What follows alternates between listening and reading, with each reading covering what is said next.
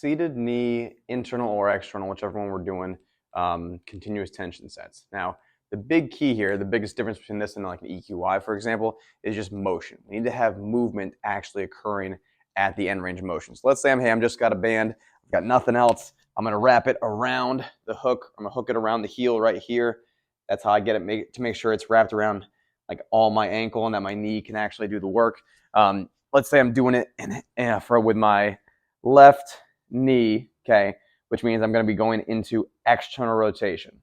So in this position, the band is resisting me, pulling me into internal, which means I'm trying to train external rotation here. So if it says external, this is the way you'd set it up with the band pulling you, trying to pull you in.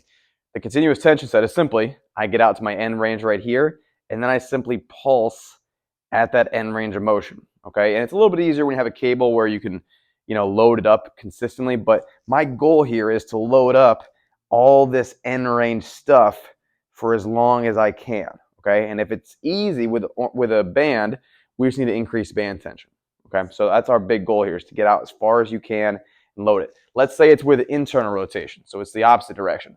Okay, if I'm still facing this way, it's my right, now it goes around my right leg, it's resisting me to go into internal rotation. Because remember that when that foot goes in, that's internal rotation of the knee.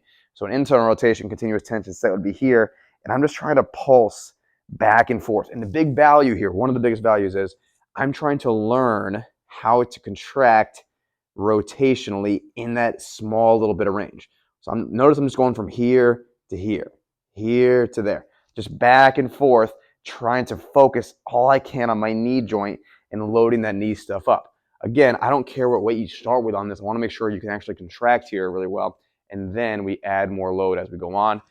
If we're doing this with if we have the strap here, okay, we simply wrap that around the foot, get it up as high as you can. We want it to be close to the heel, so that's easier to load knee stuff. The farther away it gets from your heel, the more we can have ankle stuff come into play. Just make sure we're not like twisting the ankle like that.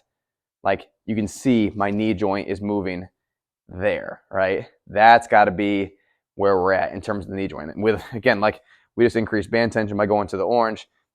That is pretty tough to do, and that's where we're looking to fatigue. And then as you fatigue, big point here, so I should have mentioned this earlier, as we fatigue, we try to stay as far as we can. So I can't get here anymore, let's say, 30 seconds in, but hey, I can still get here, I can still focus there. And then at a certain point, I move out farther and I can only get there, okay? So I'm training my knee through the entire range as best I can for whatever it says.